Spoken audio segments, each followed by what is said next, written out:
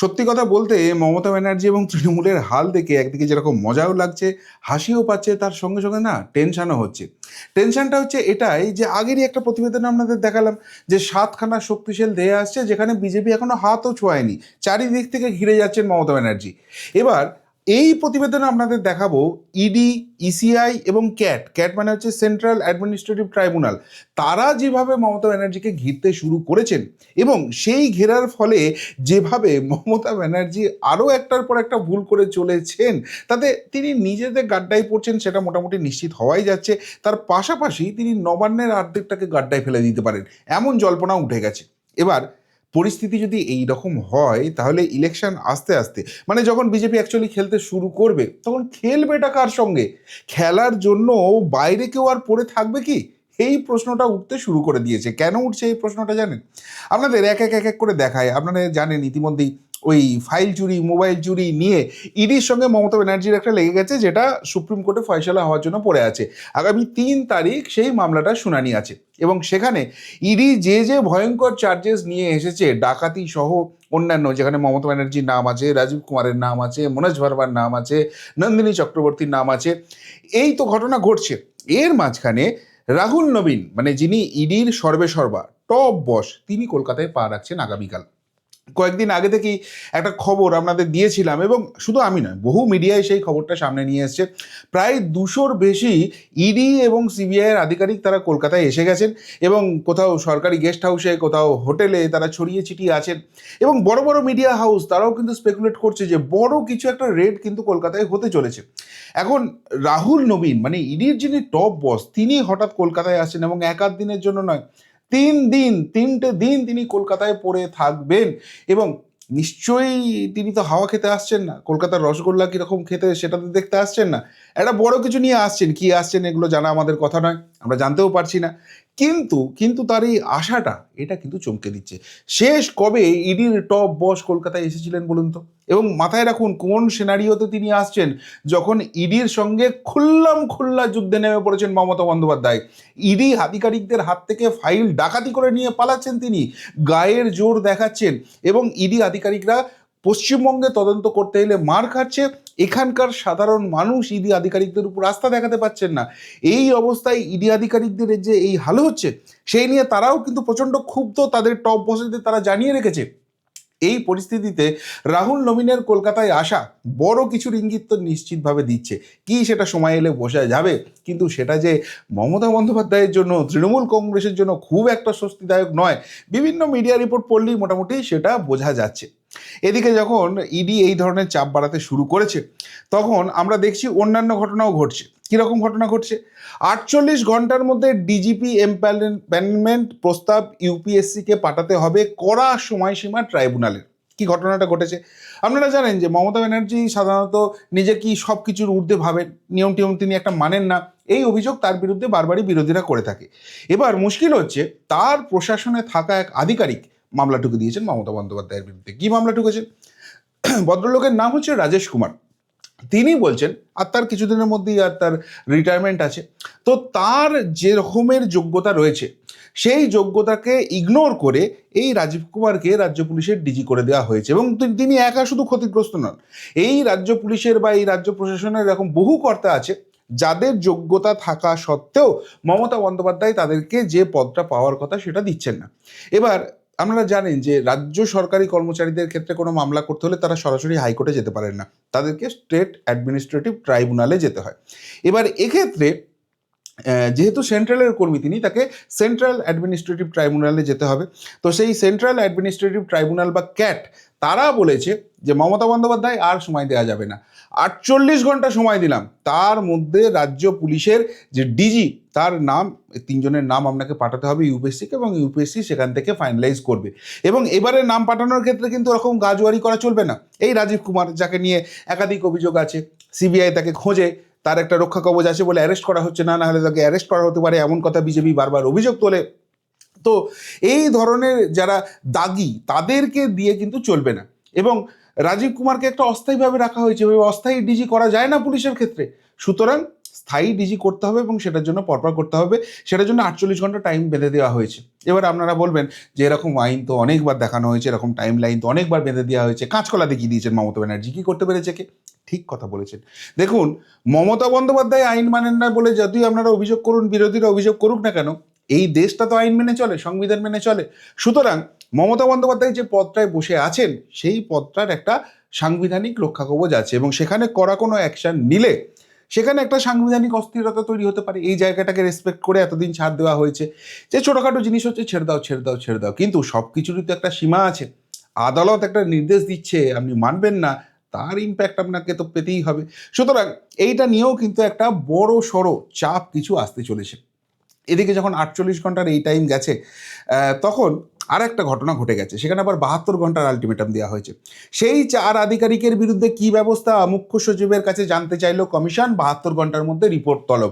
আপনারা বারবারই এটা নিয়ে আমাকেও প্রশ্ন করেছেন, কমেন্ট বক্সে লিখেছেন এবং সকলের মনেই প্রশ্ন আছে যে কখন কবে এসআইআর শুরু হয়েছে তার আগে 4টে ঘাবলাবাজকে ধরা হয়েছিল, যারা এই মমতা বন্দ্যোপাধ্যায়ের প্রশাসনে থেকে চূড়ান্ত দুর্নীতি করছিল ভোটার তালিকা নিয়ে বলে তাদের বিরুদ্ধে অভিযোগ।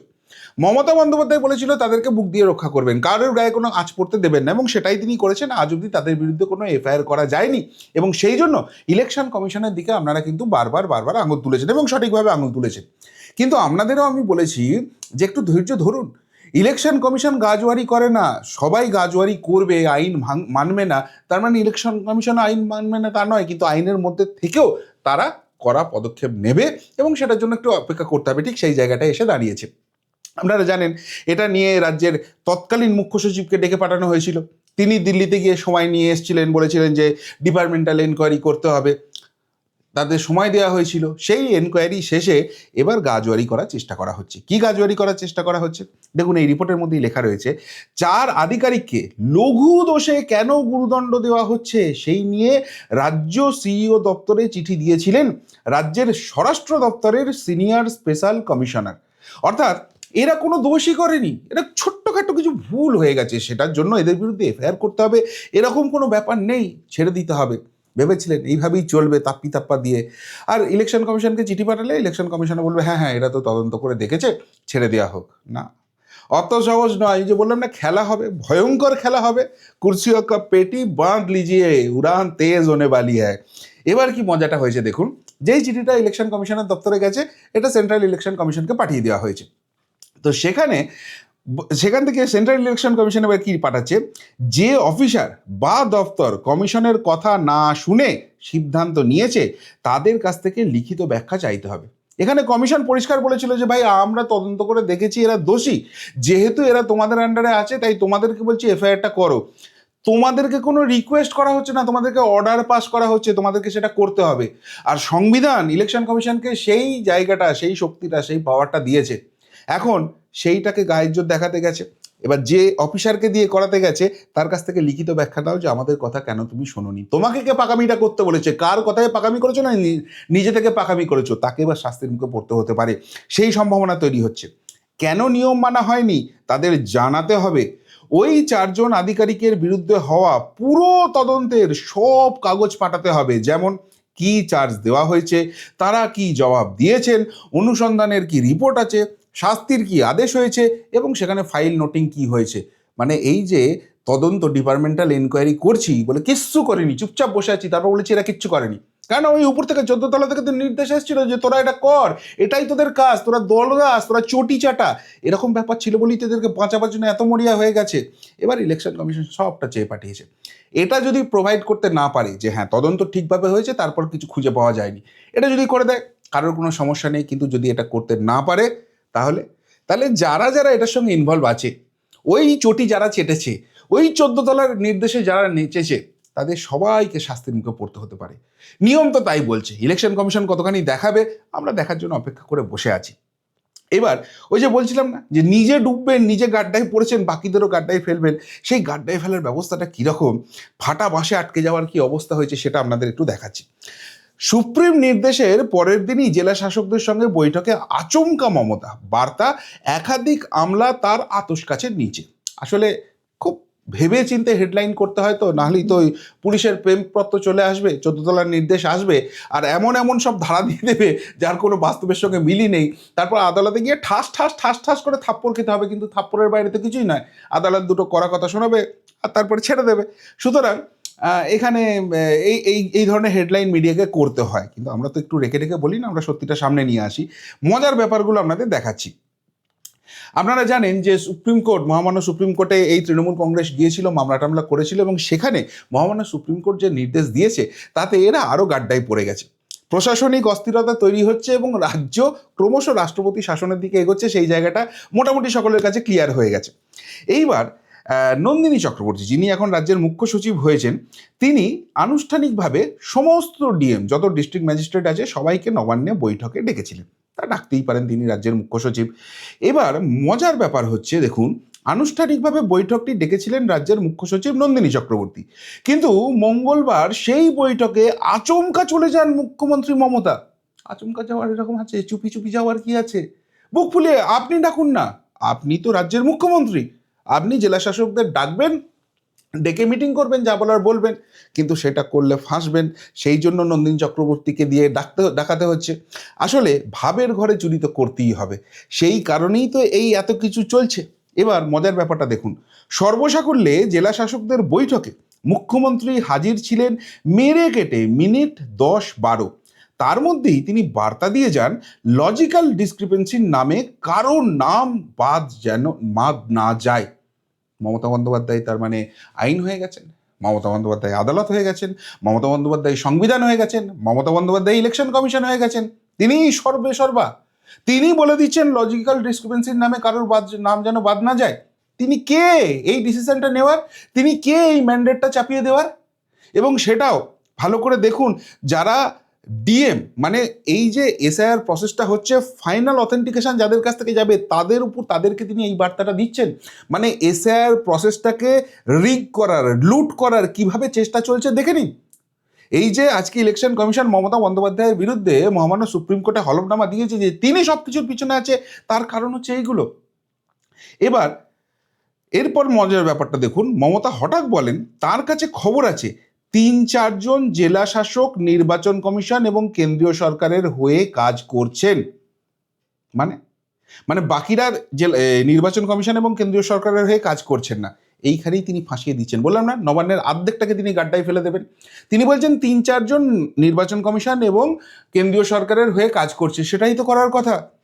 যেহেতু ইলেকশন ডিউটি চলছে, ইলেকশন কমিশনের আন্ডারে এরা আছেন, তাদের কথা মতোই এদেরকে চলতে হবে। যেহেতু এরা সেন্ট্রাল গভর্নমেন্টের এমপ্লয়ি, সেন্ট্রাল গভর্নমেন্ট যে আমরা বারবার মাননীয় বলেন না, মুখ্যমন্ত্রী বলেন না ফেডারেল স্ট্রাকচারের কথা, সেই ফেডারেল স্ট্রাকচার অনুযায়ী কেন্দ্র সরকারের কথা শুনে চলতে হবে। তাহলে ওই যে 3-4 জন করছেন, তারাই সঠিক কাজটা করছেন। তাহলে বাকি যারা ডিএম আছেন তারা করছেন না, মমতা বন্দ্যোপাধ্যায় নিজে সার্টিফাই করে দিচ্ছেন। তাহলে বাকিরা যদি না করেন, তাহলে তারা আইন বিরুদ্ধ কাজ করছেন, তাহলে তাদের বিরুদ্ধে অ্যাকশন হওয়ার কথা।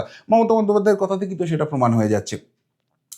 এবং তিনি আরও বলেন যে নির্বাচন কমিশনের কাজকর্ম শেষ হওয়ার পরে রাজ্য সরকারের নিয়ন্ত্রণে তাদের কাজ করতে হবে, ফলে তারা যেন ভুল না করেন। মানে আবারও সেই ব্ল্যাকমেলিং। ওপেনলি তিনি বলেছিলেন বিএলওদের যে নির্বাচন কমিশনের আন্ডারে তো 3 মাস থাকবে, তারপর তো 5 বছর আমাদের আন্ডারে থাকতে হবে, এখানে যদি কিছু করেছো, আমাদের গদি যদি যাওয়ার মতো ব্যবস্থা হয়, তোমাদের টাইট দিয়ে ছেড়ে দেবো, এটাই তো মোদ্দা কথা ছিল। সেটা এবার ডিএমদের বলছেন, নির্বাচন প্রক্রিয়াটাকে প্রহসনে পরিণত করছেন। তাহলে এই মমতা বন্দ্যোপাধ্যায়ের কি ক্ষমতায় থাকার, গদিতে থাকার আর 1 সেকেন্ডেরও কোনো নৈতিক জায়গা রয়েছে? অবশ্য তিনি নীতি নৈতিকতার ধারেন না, কিন্তু এই জায়গাগুলো এবার মহামান্য সুপ্রিম কোর্টের সামনে তো প্লেস হবে, সেইখানে তো ডিফেন্ড করতে হবে। কিন্তু মজার ব্যাপার হচ্ছে, ওই যে বলছিলাম না, যে মনের মধ্যে কিছু গোপন গোপন ব্যাপার আছে, সেখানে কারচুপি করতে হবে, এইটার কোনো প্রমাণ দেওয়া যাবে না। এটা বিভিন্ন সূত্র থেকে মিডিয়া খবর পাচ্ছে, মিডিয়া খবর করছে। কেননা ওই মনের মধ্যে ভয়টা আছে, রেকর্ডিংটা করে ছেড়ে দেবে আর তাতে বাঁশটা খেয়ে যাব। কীরকম অবস্থা দেখুন রাজ্য প্রশাসনের, রাজ্যের যারা টপ লেভেলের আইএএস অফিসার, যারা ডিএম হয়ে বসে আছেন, তাদেরকে কি ধরনের ব্যবহারের সম্মুখীন হতে হয়। মোবাইল জমা রেখে লজিক্যাল বৈঠকে জেলা শাসকরা, মমতা বললেন কারো নাম যেন বাদ না যায়। আমি 2-3টে মিডিয়া থেকে এটা ভেরিফাই করেছি, সব কটা কাটিং রেখে দিয়েছি। এটা নিয়ে মামলা হলে ডেফিনেটলি সেগুলোকে প্রডিউস করব। মহামান্য আদালতের সামনে। তো কেউ কেউ বলছেন যে প্রথমে জেলা শাসকরা ঢুকেছিল মোবাইল নিয়ে, কিন্তু যে মুহূর্তে খবর আসে যে মুখ্যমন্ত্রী ঢুকছেন, তাদের মোবাইলগুলো নিয়ে নেওয়া হয় এবং বাইরে জমা করা হয় যাতে কেউ না রেকর্ড করতে পারে। তার মানে এই রকম যেখানে গোপন অভিসারে কোনো কাজ হচ্ছে, সেখানে অনৈতিক কাজ হচ্ছে, এটা ধরে নেওয়া যেতেই পারে। আবার কেউ কেউ বলছেন না, এখানে প্রথম থেকেই এদের মোবাইলগুলো নিয়ে নেওয়া হয়েছিল জেলা শাসকদের, ডিএমদের, তারপর মিটিংয়ে এন্ট্রি করা হয়েছিল। কোনটা ঠিক কোনটা ভুল জানি না, সেটা ডিএমরা বলতে পারবেন। কিন্তু ভাবুন কতখানি লজ্জার ব্যাপার। আমরা খুব ছোটোখাটো মানুষ, আমাদের এমন কোনো বড় ব্যাপার নয়, কিন্তু মাঝে মাঝে বহু বড় মানুষের মিটিংয়ে, প্রেস কনফারেন্সে আমাদের যেতে হয়, যেহেতু খবর জোগাড় করার হয়। কিছুদিন আগেই মাননীয় স্বরাষ্ট্রমন্ত্রী অমিত শাহজি এসেছিলেন, কই আমাদের সঙ্গে তো কোনো দিন এরকম ব্যবহার হয় না। তাহলে ভাবুন একজন ডিএম কতখানি পড়াশোনা করে ওই জায়গাটায় তিনি পৌঁছেছেন, তার আজকে কি অবস্থা। তার কাছে তার নিজের মোবাইলটুকু অবধি রাখতে দেবে না মমতা ব্যানার্জি, এসে তিনি এই কথাগুলো বলবেন বলে। ভাবতে পারছেন কোথায় আছেন? তার মানে কতখানি গাড্ডায় পড়েছেন এবং পড়তে চলেছেন এবং কিভাবে ঘিরছেন, সবটাই তার কাছে ক্লিয়ার হয়ে গেছে। আর সেই জন্য আবারও এইসব গুপিবাজি করার চেষ্টা করছেন। প্রশ্নগুলো উঠছে, কিন্তু উঠলে কি হবে?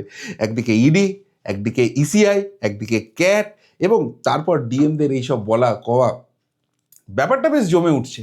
এবং এগুলো সত্যিই যদি লজিক্যালি এস্টাবলিশ করা যায়, এগুলো যদি সত্যি সত্যি এরা যে যে স্টেপগুলো নিচ্ছে সেগুলোকে ফাইনালি কংক্রিট স্টেজে নিয়ে আসে, মমতা ব্যানার্জি তিনি কি সত্যিই নির্বাচন লড়ার মতো জায়গায় থাকবেন? মানে মহামান্য সুপ্রিম কোর্ট কি আর তাকে অ্যালাউ করবেন, যিনি এতবার এইভাবে আইন লঙ্ঘন করছেন? এগুলো কোনটা আইনত হচ্ছে?